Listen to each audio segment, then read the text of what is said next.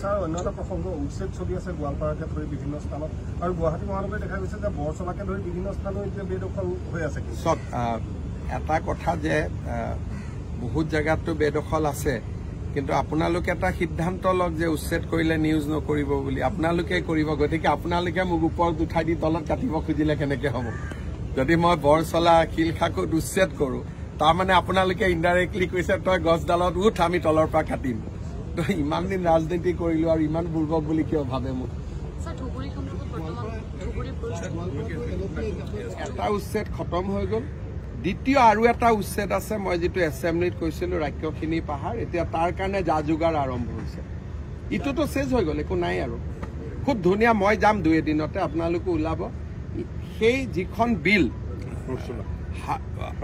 হৰছিলা বিল দীপৰ বিলত কো ডাঙৰ তাত মানুহ বহি লৈছে 1500 বিঘাৰ এখন বিল তাতে মানুহ সোমাই লৈছিল গতিকে অসমৰ প্ৰকৃতিটো একেবাৰে শেষ কৰি দিছিল আৰু বিধানসভাতো বিৰোধী দলপতিয়ে কৈছে যে এইবিলাকৰ পৰা উচ্ছেদ কৰিলে আমাৰ আপত্তি নাই বুলি জান বিল জুৰি বিৰোধীয়ে কৈছে ধুবুৰীত যিটো সুটেন সাইটৰ আপোনালোকে অৰ্ডাৰ কৰিছে আচলতে কৰবাত গৃহ বিভাগ বিফল হৈছে বিফল কিয়